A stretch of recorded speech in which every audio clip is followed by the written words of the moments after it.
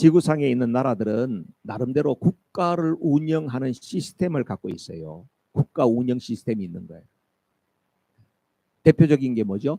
자본주의. 그 다음에는 공산주의, 또 사회주의, 이런 시스템을 갖고 있잖아요. 우리가 살고 있는 시스템 어떤 시스템 속에 살고 있어요? 우리는 어떤 시스템 속에서 살고 있어요? 자본주의, 자유시장 경제, 자본주의 시스템 속에서 우리는 살아가고 있지 않습니까? 그죠? 그래서 우리는 이렇게 생각하죠. 보통 자본주의가 공산주의보다 훨씬 낫다. 우리는 이렇게 생각을 합니다. 그게 은연중에 우리 속에서 세뇌가 되어 있어요. 그런데요, 이 세상에 어떤 시스템도, 어떤 제도도 그 출발이 나쁘게 만든 시스템은 없어요. 지금 있던 현상들을 어떻게 더 잘 해볼까 해서 제도를 만들고 시스템을 만드는 거예요. 그렇죠? 그런데 그걸 만들어 놓다 보니까 어떻게 해요? 그 다음에 그 사람들이, 그것을 쓰는 사람들이 요걸 변질되고 왜곡되고 이렇게 하다 보니까 그건 나쁜 거야, 이건 나쁜 거야, 이렇게 이야기할 뿐이죠. 사회주의가, 옛날에는 사회주의가 있었고요. 그 다음에 그 사회주의의 여러 가지 잘못된 것을 또 보완해서 공산주의라는 게 만들어졌어요. 그 반대쪽에는 자본주의라고 하는 것이 있었어요. 자, 그러면 자본주의와 공산주의 차이점이 뭘까요? 여러분, 자본주의를 누리고 있으면 사실은 자본주의가 뭔지 잘 모르죠, 여러분. 우리가 왜냐하면 자본주의가 뭐지 이런 거 생각해 보지 않잖아요. 자본주의를 보면 개인의 재산을 허락하고, 공산주의는 개인의 재산을 허락하지 않는다, 이렇게 생각하기 쉬워요. 그게 아니에요. 공산주의 하는 나라도 이제는 개인의 재산을 많이 이제 인정해 주기도 하잖아요. 그죠? 그러니까 그게 아니고요. 자본주의가 뭐냐 하면 개인의 재산을 허락한다는 뜻이 아니고, 자본이 개인의 소유인 것을 인정해 준다는 뜻이에요. 그게 무슨 말이야? 비슷한 말인데. 예를 들면 이런 거예요. 이 자본주의 사회에도 보면 여러분들이 가지고 있는 부동산이나 땅 같은 거 있지 않습니까? 이런 걸 내 마음대로 할 수 있지만은 근데 내 마음대로 못 해요. 국가가 만들어 놓은 법이나 제도 시스템 안에서 그것을 네가 소유할 수 있도록 인정해 준다는 거예요. 이해가 되시죠? 내가 재산을 갖고 있잖아요. 그럼 프로퍼티 텍스를 내야 되잖아. 프로퍼티 텍스를 안 내. 그럼 어떻게 해요? 정부가 그 집을 뺏어가요. 그게 자본주의예요. 그리고 자본주의도 보면요, 무조건 내 거니까 내 마음대로, 그게 아니라니까. 여러분, 우리 교회가 여기에서 교회를 시작을 할 때예요, 우리가 돈 주고 렌트비 주고 우리 교회 얻으면 되는 거 아니에요? 아니에요. 스테이트에서 이 건물 안에 교회로 쓸 수 있다고 퍼밋을 얻어야만 교회가 되는 거예요. 우리 한인들 가만히 보면요, 교회 퍼밋도 안 얻고 교회하는 교회들이 많더라고. 그래서 내가 또 목사님한테 퍼밋 얻었어요. 목사님 그런 거 안 해도 돼요. 아니, 그걸 안 하면 안 되지. 그냥 쓰면 돼요. 그럼 누가 나중에 신고를 하면 어떻게 될 거야? 교회 다 해놨는데 그때 어렵지. 처음부터 절차대로 하세요. 우리는 그런 거 안 할 거예요. 세상에. 그 모르는 거예요. 자본주의라고 하는 것은요, 내가 내 돈으로 하는데 왜 이게 아니라니까. 자본주의라고 하는 것은 내 개인 소유를 인정은 해주는데, 국가가 정해놓은 울타리, 그 경계 안에서 법을 지키면서 세금을 내야 될 때 내면서 그렇게 하는 제도가 자본주의예요. 좋죠, 여러분? 근데 또 그걸 갖다가 악용하고 법을 안 지키고 어떻게 하든지 돈을 안 내고 이제 이런 일들 때문에 어떻게 해요? 자본주의라고 하는 제도를 잘 만들어놨는데 그것이 병 들어가는 거예요. 그럼 목사님, 공산주의는 뭐죠? 공산주의는 말 그대로 공산, 공동체 할 때 공짜예요. 같이 더불어 공짜예요. 같이 생산한다는 거예요. 공산주의는요, 같이 생산한다는 거예요. 같이. 그러니까 어떻게 농사를 지어도 개인적으로 농사 안 짓고 집단 농장에 가서 같이 농사를 짓는 거야. 그죠? 그리고 같이 일하는 거예요. 그래서 어떻게 하겠다는 거? 이것은 사장이 혼자 다 자기가 이 경제의 주도권을 갖는 게 아니고 같이 나누어서 가겠다 이거예요. 공산주의는. 원래 제도가 괜찮아요, 안 나빠요? 괜찮죠? 괜찮잖아. 사장이 돈 많이 벌어도 자기 다 가져가고, 이 사람들은 월급 조금씩만 주고 나서 나머지는 이 사람들이 이래서 벌어주는데 자기가 다 갖는 거죠. 공산주의 얼마나 좋아. 그런데요, 이 공산주의가 굉장히 좋다 이렇게 생각을 했는데요, 그럼 국가는 뭐 하느냐? 국가는 여기에서 공산 같이 생산하고 분배하고 이런 과정 속에 중개하고 좀 개입을 해서 이렇게 그런 중재 역할을 한다. 이게 공산주의였어요. 그런데 가만 보니까 공산주의 하다 보니까 문제가 있어. 열심히 일하는 놈도 있고 맨날 와서 빼실빼실 노는 놈이 있는 거야. 그런데 나중에 보니까 배급을 타는 데는 똑같이 받는 거야. 열받아요, 안 받아요? 그 열받지. 누구는 열심히 일하고 그러다 보니까 어떻게 해요? 열심히 일하던 사람들 이런 머리가 들어오겠죠. 열심히 해봐야 뭐해. 그러면서 다 열심히 하는 쪽으로 가는 게 아니고 다 열심히 안 하는 쪽으로 가는 거예요. 그러니까 공산주의는 어때요? 생산성이 형편없어지는 거예요. 공산주의는 그래서 망하는 겁니다. 사람을 게으르게 만들어요. 일에 대한 동기부여가 안 돼요. 그러고 나서 국가가 중지한다고 그래놓고 국가가 와가지고 대부분 다 걷어가 버리고 이 일하는 사람들은 거의 겨우 밥이나 먹도록 만들어주는 거예요. 밥이나 먹고 살도록 만들어주는 거예요. 그래서 공산주의가 안 되는 거예요. 그럼 사회주의는 뭐죠? 사회주의는 이런 거예요. 개인의 재산이 없어요. 사회가 모든 것을 공유하는 거고 개인 재산을 인정을 안 했어요. 그런데요, 사람은 어떻습니까? 마음속에 다 개인의 욕망이라는 게 있어요. 욕망이. 나는 좀 더 어떻게 하고 싶고 나는 이런 면에서 좀 더 누리고 싶고 이런 마음이 있잖아요. 사람들의 마음에 있어 욕망이 일어나고 있는데 사회주의라고 하는 것은 그것을 다 인정을 하고 똑같이 다 통일, 이게 안 되는 거예요. 그래서 여러분, 이 세상에서 나라들마다 좋은 시스템을 만들어 가지고 이렇게 국가를 이끌어 가려고 해보지만은 그 시스템 자체에 물론 좋은 의도로 했습니다만은 다 문제가 있고 그렇게 살다 보니까 다 거기에서 여러 가지 문제가 일어나더라. 지금은 그래도 자본주의 이런 시스템을 채택한 나라들이 제일 많이 있고요. 우리는 한국이나 미국이나 다 자본주의 시스템 갖고 살고 그런데 살다 보니까 그래도 자본주의가 제일 낫지요. 이렇게 이야기하지만 자본주의가 만들어내는 문제가 굉장히 많아요. 잘 사는 사람은 한없이 잘 살아가지고 자기의 돈이 얼마인지도 몰라. 하루 저녁 사이에 그냥 스탁이 막 천정부지로 올라갔다가 막 그냥 지옥으로 떨어졌다가 이렇게 해도 자기는 전혀 몰라. 자기 재산이 이렇게 왔다 갔다 해도 몰라. 이렇게 사는 사람도 많고요. 어떤 사람은 하루하루 삶이 정말 고된 사람도 있고요. 또 어떤 사람은요, 캘리포니아 같은 데 노숙자가 7만 명이가 된. 캘리포니아에 있는 친구한테 전화했더니 어때 살만해? 그냥 뭐 이렇게 햇빛은 좋고 너무너무 좋은데 그냥 길거리 집문 만나서만 찌린내가 나서 못 살겠어. 전부 다 길거리에서 볼일 보고 그래서 너무 힘들다는 거예요. 그 노숙자가 너무 많아서. 이 자본주의가 지금 여러 가지로 위기가 오잖아요. 그래서 자본주의의 지금 위기를 말하는 사람이 참으로 많습니다. 자본주의가 문제예요? 그 법을 제대로 잘 안 지키는 사람의 문제가 아니겠습니까? 법과 원칙을 얼마나 잘 자발적으로 지켜주느냐에 따라서 이 세상에 있는 여러 가지 시스템들도 잘 유지가 될 건가 안 될 건가 그렇게 되는 거 아니에요. 그런데 우리가 이 자본주의 사회에서 살다 보니까 사람들은 보통 이렇게 표현을 해요. 돈 많이 갖고 있는 사람, 돈 잘 버는 사람 보고 저 사람 잘 사는 사람이라고 그래.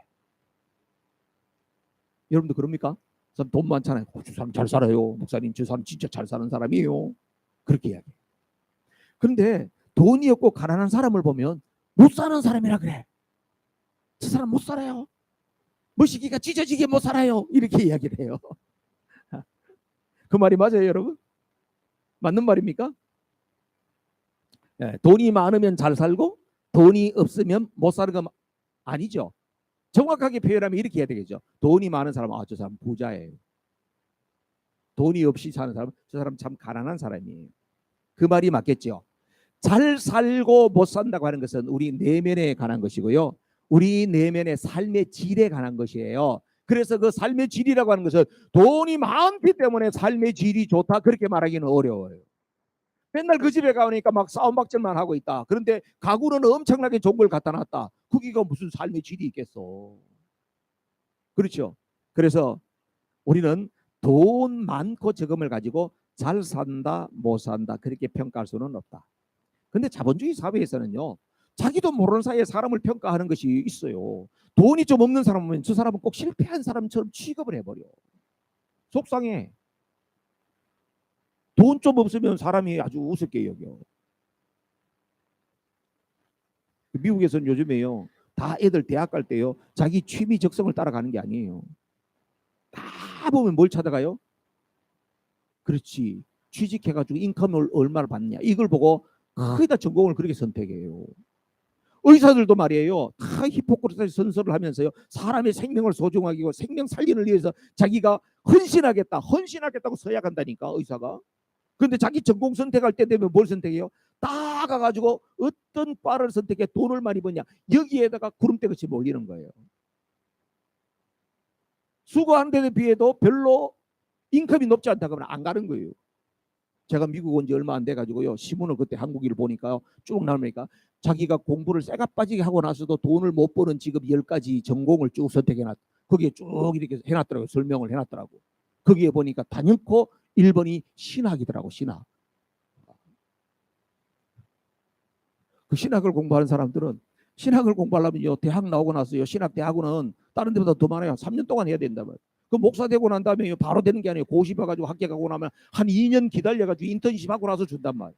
그런데 그 MDB라는 신학 대학원만 나오는 목사님들은 거의 없어요. 또 그 위에 대학원 또 뭐 박사과정 막 공부를 엄청나게 많이 해야 된단 말이에요.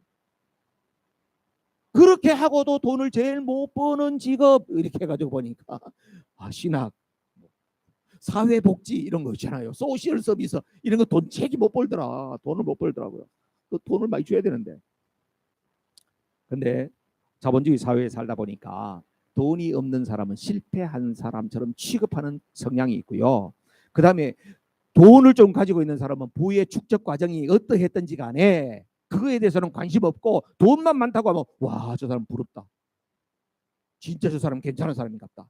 그리고 또 자신들도 생각할 때에 다른 사람들하고는 나는 레벨이 다른 상류 계층의 사람인 걸로 착각하면서 사는 사람들이 되게 많은 것 같아요. 특히 우리 한국 사람들. 외모지상주의. 겉으로 보이는 것. 그런데 여러분, 오늘날 사회만 이런 문제가 있었던 게 아니라는 것이에요. 오늘 야고보서에 보면 야고보 선생님 초대교회 당시에도 이 빈곤의 문제, 부유한 자의 문제가 있었기 때문에 오늘 이 말씀이 있는 거예요. 야, 2000년 전에도 이런 문제가 있었단 말이야. 사람 사는 세상 속에서는 다 문제가 거기가 거기에요. 대등소이해요. 당시의 성도들 가운데서 가난한 사람들이 있었습니다.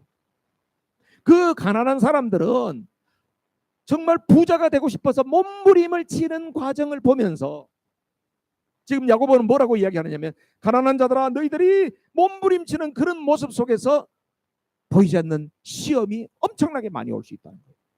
그 다음에 부자들이 있었어요. 부자들은 뭐 해야 됩니까?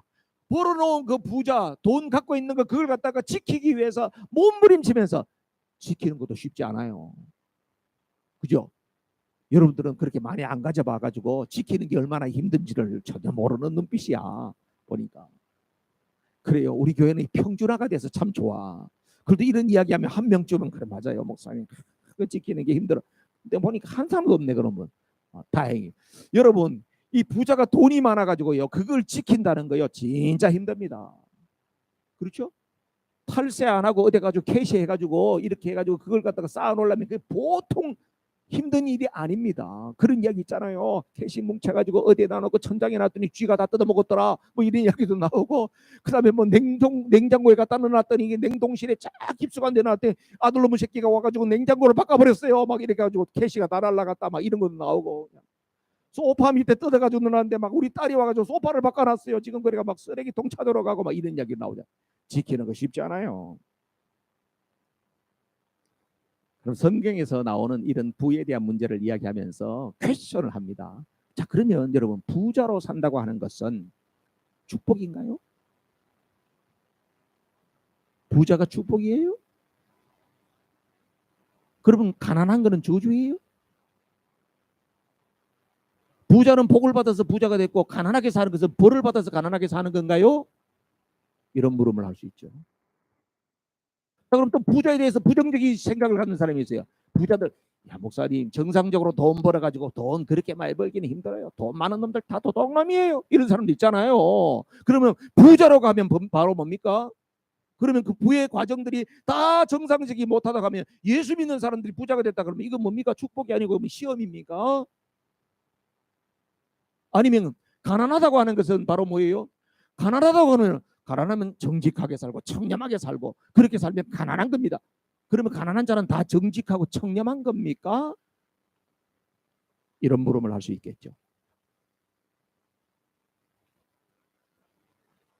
여러분 속에도 찬반이 바뀌네요. 성경에는 보면요, 부자에 대해서 조금 경계하고 조금 부정적으로 한 그런 말씀들도 있어요. 여러분들 아시죠? 디모데전서 6장 10절 보세요. 자, 디모데전서 6장 10절 다 같이 시작. 돈을 사랑하는 것이 모든 악의 뿌리입니다. 예, 됐어요. 예, 돈을 사랑하면 일만 악의 뿌리라는 거예요. 돈 때문에 사람이 죄 짓고, 지금 그렇죠. 돈 때문에 사람 죽이고, 돈 때문에 납치해가지고 장기 팔아먹고 다 돈 때문이에요. 끔찍한 세상이 되는 것이 돈 때문이에요. 돈을 사랑하게 되면 일만하게 뿌리가 된대요. 예수님께서도 마태복음 19장에 보면요, 그런 이야기예요. 부자가 천국에 들어가면 얼마나 힘든지 아냐? 낙타가 바늘기로 들어가는 것도 더 어렵다. 그 이야기 하잖아요. 부자에 대한 경계를 이야기하고 있고 부에 대한 부정적인 접근을 이야기하고 있는 것들이 있는 거지요.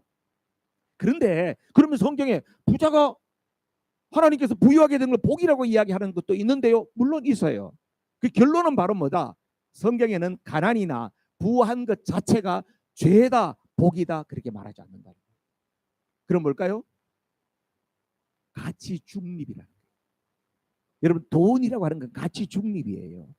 이걸 갖다가 어떻게 사용하느냐, 그걸 어떻게 대하느냐에 따라서 달라진다.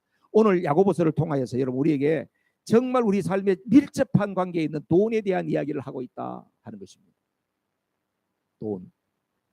첫 번째로는 없는 것에 집착하지 말고 주신 것에 감사해야 돼요.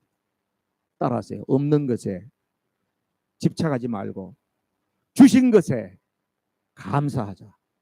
9절 말씀 보세요. 여러분 9절 오늘 본문 시작. 비천한 신도는 자기의 높아지게 된 것을 자랑하십시오. 아멘이세요? 아멘이 잘 안 나오죠. 비천한데 뭘 자기가 높아져. 비천하면 비천한 건데. 비천하다고 하는 것은 바로 뭐냐, 물질적으로 가난한 사람을 말하기도 하고 육신적으로 연약한 그 장애나 여러 가지 어려움이 있는 것을 말하기도 해요. 그러니까 뭔가 안 되는 거예요. 안 좋은 상태에 있는 거예요. 그런데 오늘 야고보를 통해서 우리에게 뭐라고 이야기해요? 그런 상태에 있느냐? 너의 높아지게 된 것을 오히려 사랑해라.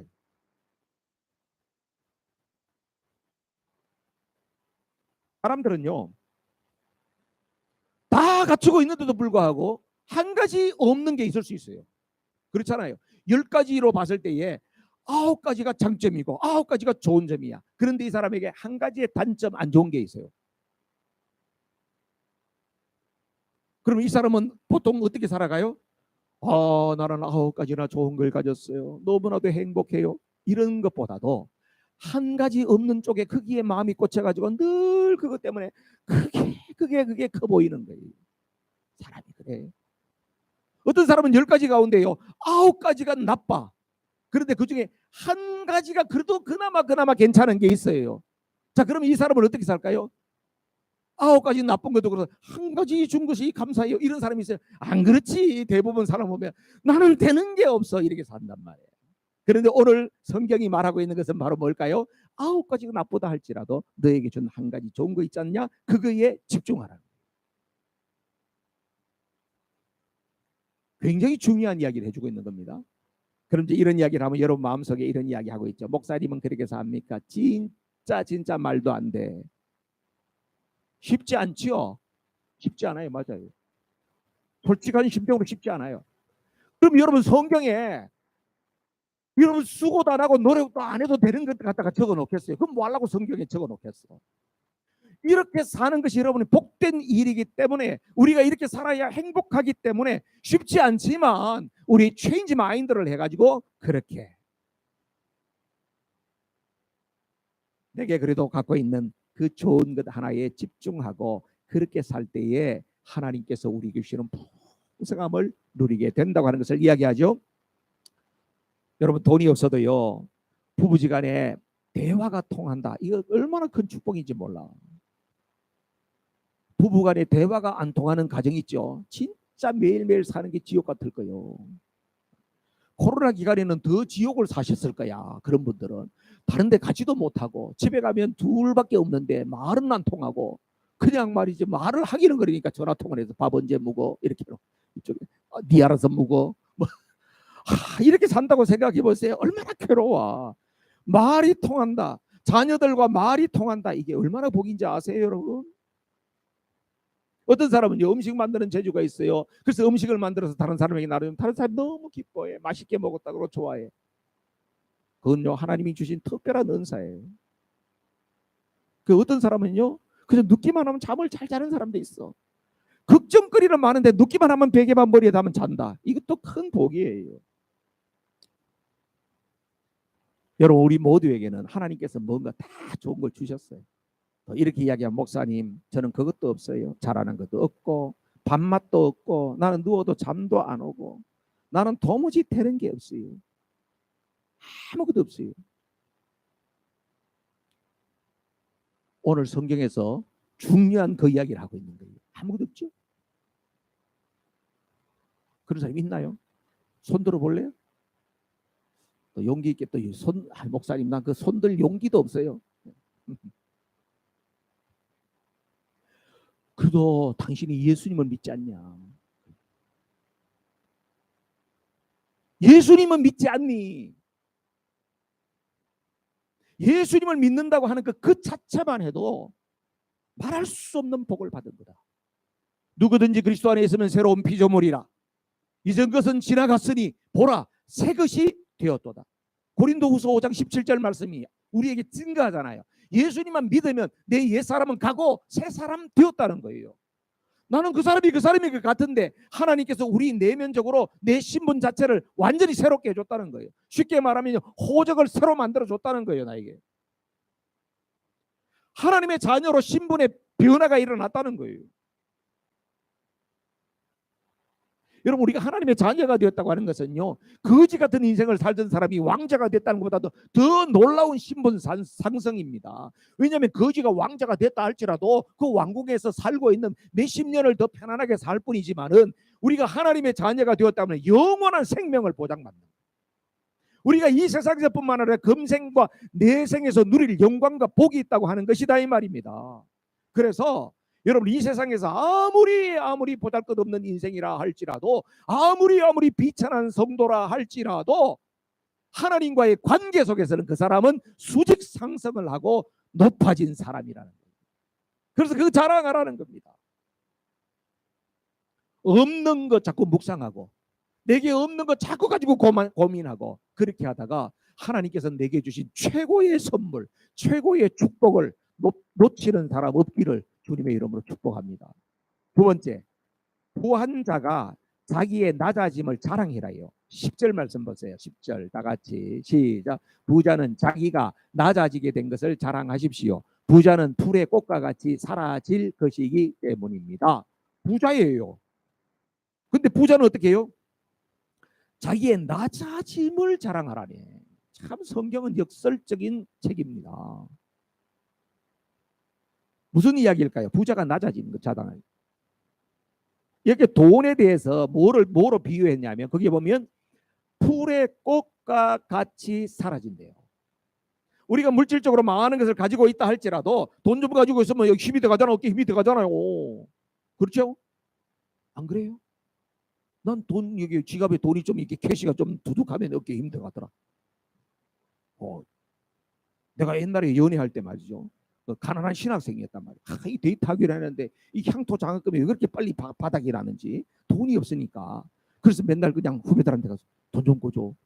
아, 형 돈 없는데. 야, 오늘 나 데이트 가야 되는데. 아, 그래요? 형 그러면 형이 잘 돼야 되니까. 나 이거 비상금인데. 이렇게 해가지고 꿔가지고 내가 연애하러 댕겼어. 그래가지고 돈이 좀 들어있으면요, 어깨에 힘 들어가는 거예요. 어깨에 돈이 좀 있으면 가가지고, 빚내가 왔으면 또 나는 또 큰 소리 치는 거야. 가서, 맛있는 거 먹어. 왜 맨날 그런 거 먹어? 비싼 거 먹어. 돈이 있으니까 어깨에 힘이 들어가는 거야. 그런데 오늘 보니까요, 돈이 어떻게 해요? 풀의 꽃과 같이 지나간다는 거예요. 요 지금 어떻게 해요? 배경이 중동이잖아, 중동. 건동 지역이잖아요. 여러분 성지순례 가보신 분들은 알 거예요. 자, 아랍권에 가보신 분들 알 거예요. 바람이 불어도요 완전히 열풍이에요. 바깥에서 지난번에 바베큐 할 때 막 바람 부니까 막 불 막 이렇게 확 오면 뜨겁잖아요. 이 나라에 가면요, 바람이 불어도 열풍이야. 막 불이 나오니까 불이 나오는 것 같아. 그런 곳에 풀을 나누면 어떻겠습니까? 한순간에 다 시들어버리지 않습니까? 그거와 같다는 거예요. 우리가 가지고 있다고 하는 것 자체가 그것이 한순간 사라지는 것이다. 그렇기 때문에 어떻게 내가 좀 가졌다, 내가 무엇을 좀 있다 할지라도 하나님 앞에 늘 겸손한 마음을 가질 수밖에 없다는 거예요. 그걸 겸손을 자랑하라는 거예요. 평준화의 법칙이라고 이런 글이 있더라고요. 여러분들도 보셨을지 몰라요. 40대 되면요, 욕망의 평준화가 이루어진다. 청소년 대학교에 가면요, 다 자기 욕망이 다르잖아. 40대 되면은 다 욕망의 평준화가 생기는 거야. 뭐야? 다 애들 그냥 자식 공부시키고 가족 부양하고 그리고 자기가 어디든지 가서 인컴을 올리고 여기에 다 꽂혀가 산다는 거예요. 40대는 욕망의 평준화 시대입니다. 50대가 되면 먼저 지식의 평준화예요. 대학 나온 놈이나 초등학교 나온 놈이나 똑같아. 50대가 돼버리면 다 그래 다 똑같아. 60대 되면 어떻게 돼요? 외모의 평준화가 이루어진다는 거예요. 미스 코리아 출신이나 식당 아줌마나 똑같아. 똑같아진다는 거예요. 그런 것 같아. 70대 평준화는요, 성의 평준화라네. 남편이 있으나 없으나 아내가 있으나 없으나 그게 별로 중요하지 않다네. 그냥 각자 뭐. 80대의 평준화는요, 부의 평준화라네. 가진 사람이나 안 가진 사람이나 하루 3끼 먹어도 소화가 안 돼가지고 그저 2끼 먹고 돈 쓰려고 해도 힘이 없어서 돈을 못 쓴다네. 그래서 부의 평준화가 이루어진다. 그 90대가 되면 어떻게 해요? 생사의 평준화돼. 살은 놈이나 죽은 놈이나 살은 놈이 죽은 놈 같고 그렇다네.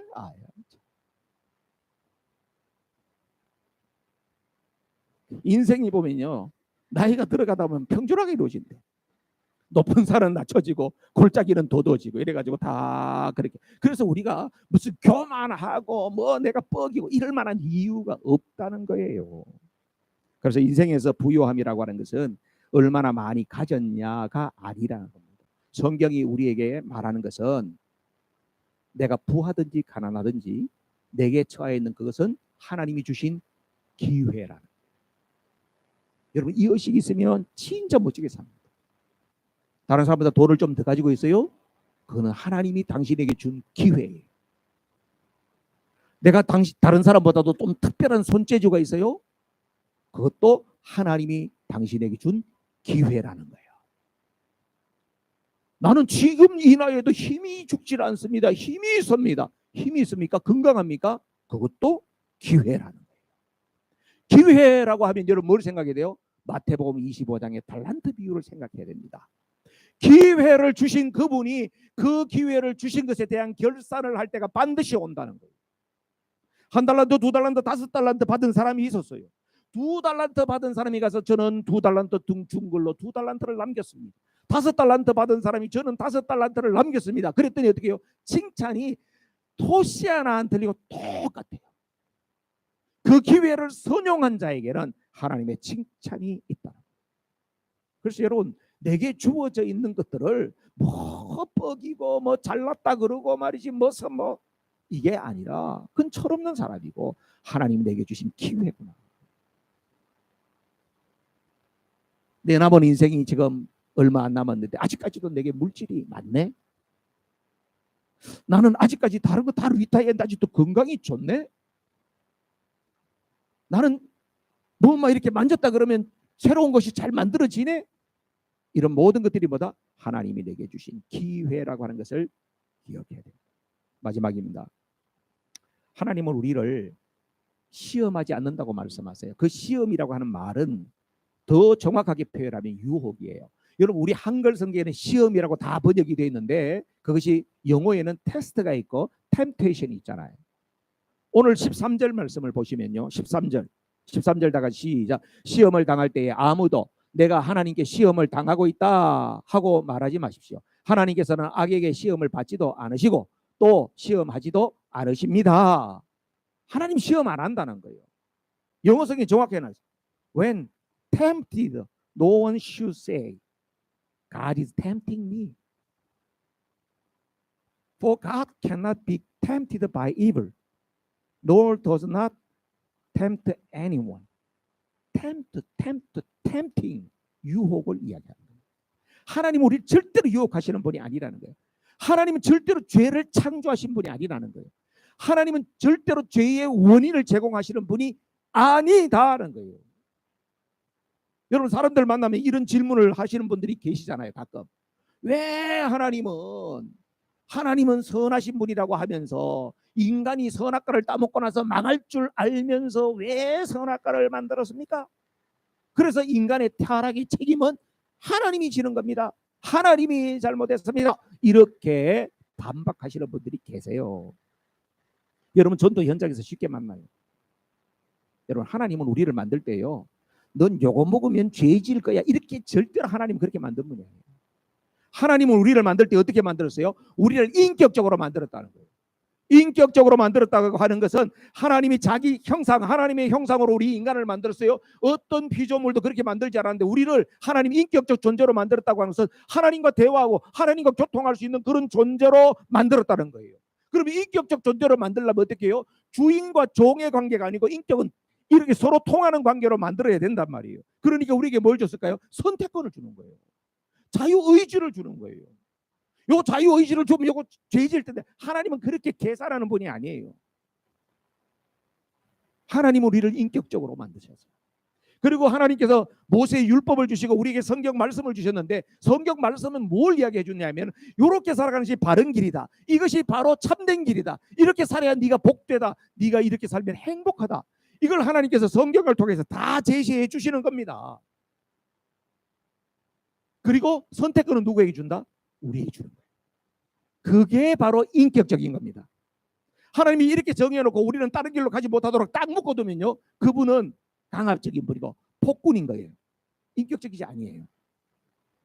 자, 이런 상황에서 우리는 계속해서 기도하고 하나님 앞에 믿음 생활에서 뭘 해야 됩니까? 어떤 선택을 하는 것이 바른 선택일까를 늘 고민하면서 그 사이에 늘 바른 선택을 하는 것은 누구의 몫이다? 우리의 몫이란 말이에요. 그런데 우리 인간의 삶이 자꾸 하나님과 멀어지게 되고 시험을 받고, 이 이유가 바로 뭘까요? 하나님이 우리를 그렇게 만드는 것이 아니고 우리 속에 뭐가 있다? 욕심이 있다. 우리 안에 욕심이 자꾸 우리를 그렇게 만든다는 거예요. 14절 말씀 보세요. 14절 시작. 사람이 시험을 당하는 것은 각각 자기의 욕심에 이끌려 꿰매 빠지기 때문입니다.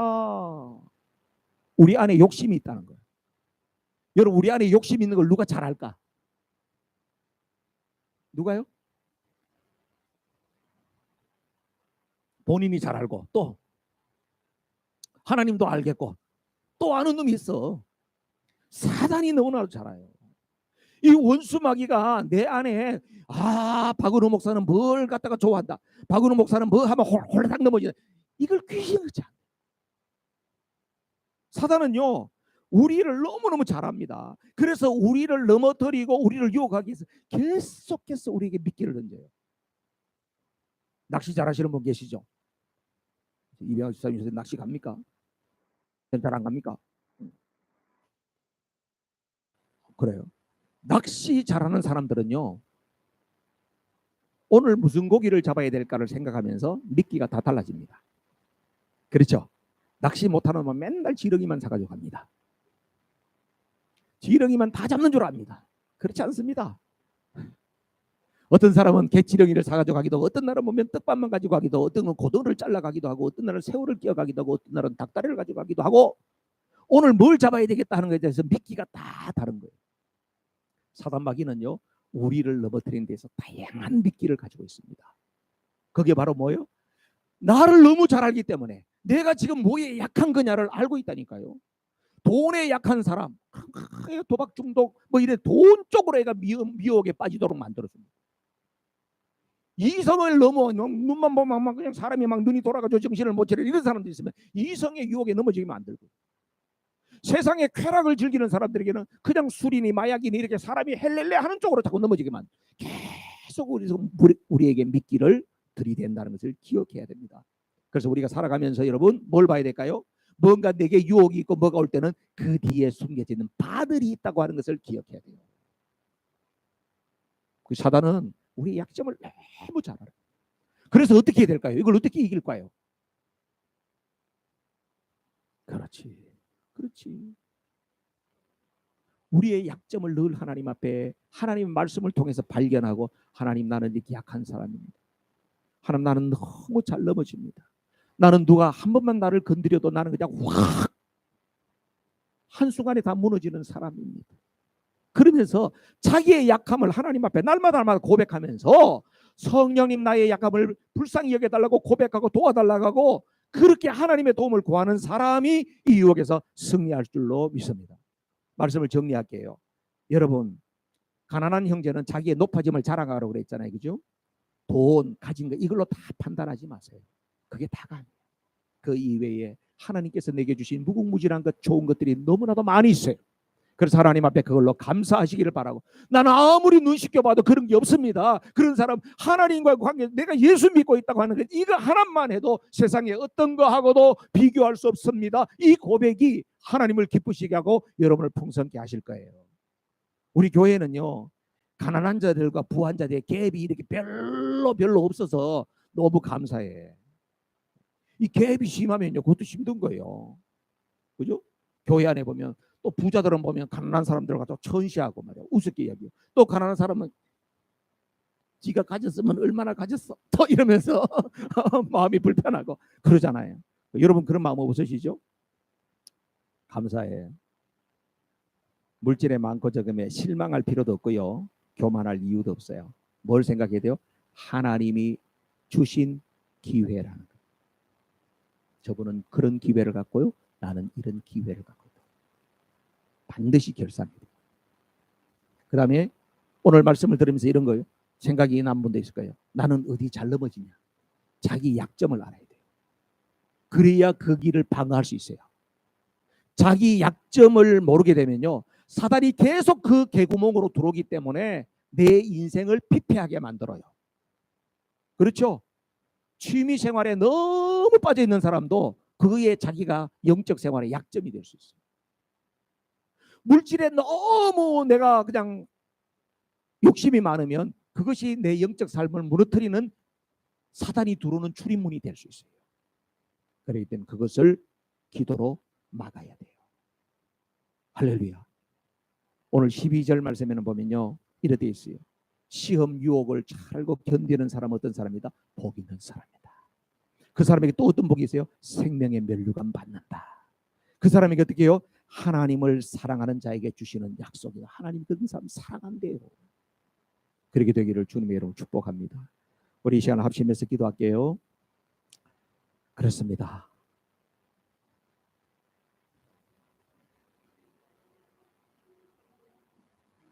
하나님, 오늘 우리에게 뭐 살아가려면 돈 문제, 물질에 대한 것, 거기서 우리가 벗어날 수가 없어요. 특히 우리는 자본주의라고 하는 이런 시스템 속에 살기 때문에 신앙생활 잘하다가도 돈 문제 때문에 시험에 온팡 드는 거예요. 물질 때문에 그동안 쌓았던 신앙 한 방에 무너뜨리는 일들이 수없이 일어나요. 오늘 하나님께서 야고보를 통해서 우리에게 그리스도인의 물질관에 대해서 말씀해 주는 것을 마음에 딱 새겨 주십시다. 그리고 너나 할 것이 다 약점이 있잖아요. 오늘 그 약점을 하나님 앞에 고백하십시다. 하나님, 나도 내 약점을 알아요. 도와주세요. 막아주세요. 넘어지지 않도록 하나님 붙잡아 주세요. 나는 잘 모르겠습니다 하는 분은 이 시간 하나님 알려주세요. 그런 마음을 가지고 우리 합심해서 기도하겠습니다. 할렐루야.